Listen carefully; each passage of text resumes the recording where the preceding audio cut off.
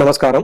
ఓం గం గణపతియే నమః. స్వర్ణలక్ష్మి నమస్తే అస్తు. పరబ్రహ్మ స్వరూపిణి రాజ్యం దేహి ధనం దేహి సర్వ కామాంచ దేహి మే.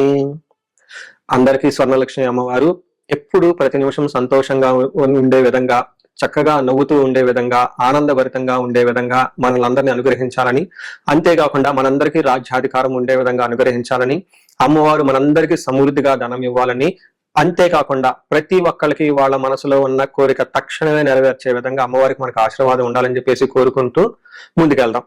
ఈ రోజు మనం చెప్పుకోబోయే విషయం ఏంటంటే, కుజుడు వచ్చేటప్పటికి మిథున రాశిలో ప్రవేశిస్తున్నాడు. ఆగస్టు 2వ తారీఖు నుంచి సెప్టెంబర్ 18th వరకు వాళ్ళు ఆ మిథున రాశిలోనే ఉండటం జరుగుతూ ఉంటుంది. తద్వారా 12 రాశుల వారికి చాలా విషయాల్లో అనేక రకాలైన మార్పులు చేర్పులు వచ్చే అవకాశం ఎక్కువగా ఉంటుంది.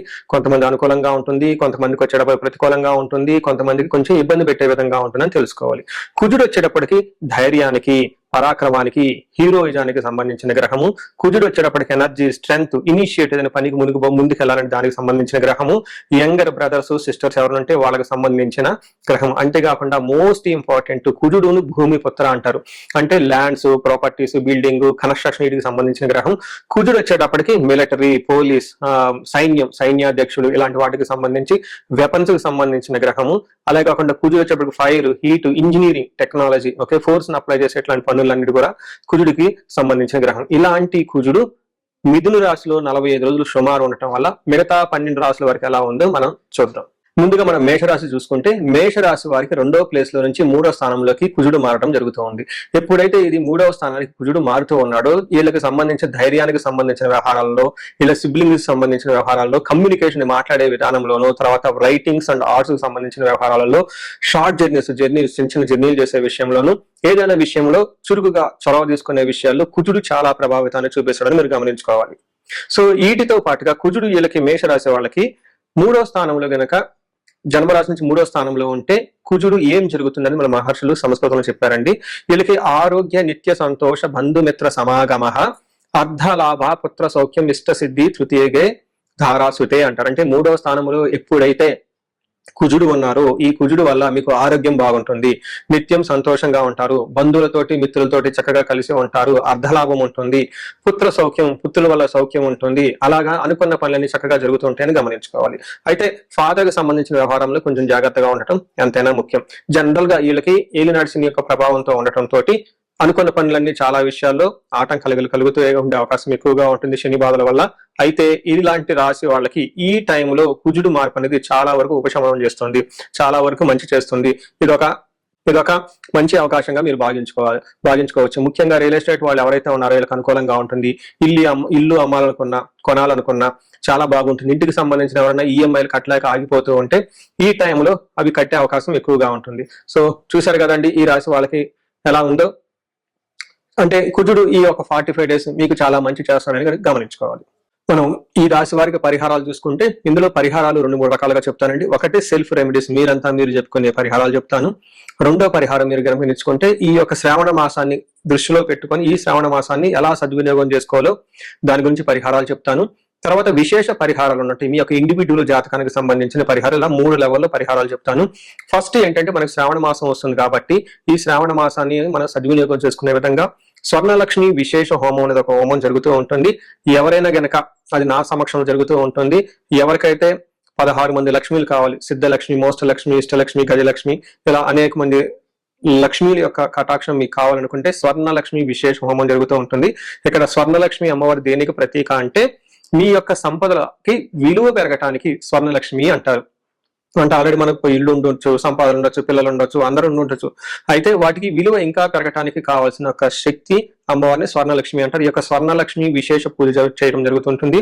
అమ్మవారికి ఎంతో ఇష్టమైన తామర పూలతో ఈ యొక్క హోమం చేయడం జరుగుతుంటుంది. అమ్మవారికి ఇష్టమైన అనేక పుణ్య ద్రవ్యాలు మొత్తం ఈ పూజా సామగ్రి వాడటం జరుగుతుంటుంది. ఇది అయిపోయిన తర్వాత ప్రతి ఒక్కరికి 3 వెండి కాయిన్స్ ఇవ్వడం జరుగుతుంటుంది. ఒకటి బీరువాలో పెట్టుకోవడానికి, ఒకటి మీ పర్సులో పెట్టుకోవడానికి, ఒకటి పారే నీళ్ళల్లో డ్రాప్ చేయడానికి, ఇలా ఒక కుబేర మూటని కూడా ఇవ్వటం కూడా జరుగుతూ ఉంటుంది. ఇది గ్రూప్ గా సామూహికంగా చేయడం జరుగుతూ ఉంటుంది. దీన్ని అందరూ సద్వినియోగం చేసుకోవాలని చెప్పేసి నేను కోరుకుంటున్నాను. నెక్స్ట్ రెమెడీస్, ఈ కుజుడికి సంబంధించిన ఇంట్లో చేసుకునే రెమెడీస్ ఏంటంటే, ఫస్ట్ కందులు 1 kg దానం ఇవ్వగలిగితే చాలా బాగుంటుంది. సుబ్రహ్మణ్యేశ్వర స్వామి భుజంగ స్తోత్రం చదివితే ఇంకా చాలా బాగుంటుంది. ఎవరైనా కనుక ఇంకా ఆంజనేయ స్వామి గుడికి వెళ్ళి మంగళవారం గనక ఆకు పూజతో గనక పూజ చేయించగలిగితే ఇంకా బాగుంటుంది. ఇవి సెల్ఫ్ రెమెడీస్ అని చెప్పుకోవచ్చు.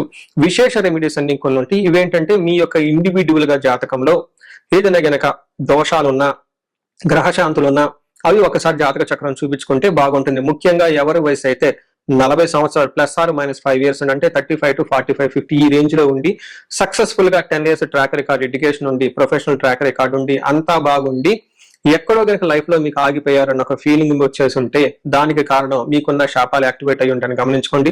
దానికి కారణం మీ యొక్క జాతక చక్రంలో ఉన్న గ్రహాల యొక్క చెడు యొక్క దోషాలు మీ మీద ఉందని గమనించుకోవాలి. ఇలా మీకు అనిపిస్తే ఒక్కసారి ఇండివిడ్యువల్ గా మీ యొక్క జాతక చక్రం చూపించుకొని తగు పరిహారాలు చేసుకోవాలని చెప్పేసి కోరుకుంటున్నాను. అందరూ ఇప్పుడు విధంగా స్వర్ణలక్ష్మి విశేష హోమంతో పాటు హెల్త్ బాగా లేకపోతే మృత్యుంజయ హోమము, ఆయుష హోమం చేయించుకోవటం, భార్యాభర్తలకు అన్యోన్య దాంపత్య పాశుపత హోమం చేయించుకోవటం, ఎలాంటి పరిష్కారాలకైనా సరే రాహువుకి సంబంధించిన ఇలాంటివి ఉంటే చండీ హోమం చేయించుకోవటం చాలా ముఖ్యం అని చెప్పేసి నేను కోరుకుంటున్నాను. మీ అందరికి ఆ అష్టైశ్వర్యాలు కలగాలని, భోగభాగ్యాలు కలగాలని చెప్పేసి నేను కోరుకుంటున్నాను. నమస్కారం. మనం వృషభ రాశి గనక చూస్తే దీని ప్రభావంతో ఎలా ఉండబోతుందంటే, వృషభ రాశి వారికి 2వ స్థానంలో ఈ యొక్క కుజుని యొక్క సంచారం జరుగుతూ ఉంటుంది. ఎప్పుడైతే 2వ స్థానంలో కుజుని యొక్క సంచారం జరుగుతుందో వాళ్ళకి ధనానికి సంబంధించిన వ్యవహారంలో కొంచెం ఇబ్బంది పడే అవకాశం ఎక్కువగా ఉంటుంది. దాచుకున్న ధనం, కూడబెట్టిన ధనం విషయంలో ఖర్చు పెట్టే అవకాశం ఎక్కువగా ఉంటుంది. ఫ్యామిలీకి సంబంధించిన వ్యవహారము, ఇంటి వాతావరణం అంతా కొంచెం డిస్టర్బ్ అయ్యే అవకాశం ఎక్కువగా ఉంటుంది. మాట్లాడే మాట చాలా కటువుగా ఉంటుందని చెప్పుకోవాలి. అలానే ఫుడ్స్ వచ్చేటప్పటికి ఈ టైంలో ఆల్కహాల్ తీసుకోవటం, బాగా పొల్లటి వస్తువులు తీసుకోవటం, బాగా స్టింజెంట్ గా ఉండే ఒక పదార్థాలు తీసుకునే అవకాశం ఎక్కువగా ఉంటుంది.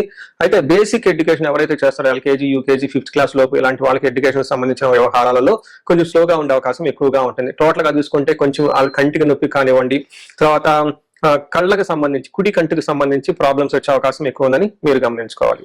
అయితే వృషభ రాశి వారికి మనకు సంస్కృతంలో మహర్షులు ఒక శ్లోకం కూడా చెప్తారు.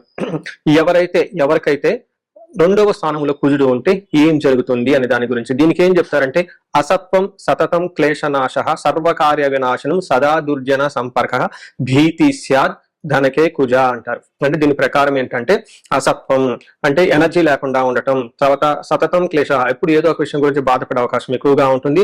ముఖ్యంగా గుర్తుపెట్టుకోండి, సర్వకార్య వినాశనం, ఏదైనా కనుక పని చేస్తే అందులో ఆటంకాలు ఉంటాయని తెలుసుకోవాలి. నెక్స్ట్ చెప్పబోయే చాలా ముఖ్యమైనది సదా దుర్జన సంపర్క, ఎప్పుడు మీ చుట్టూ చెడ్డవాళ్ళు ఉంటారని గమనించుకోండి. ఈ టైంలో చాలా వరకు చెడ్డవాళ్ళు ఉండేసి మిమ్మల్ని ఇబ్బంది పెట్టే విధంగా ఉంటారు. అందుకని ఎవరిని పెడితే వాళ్ళని నమ్మొద్దు.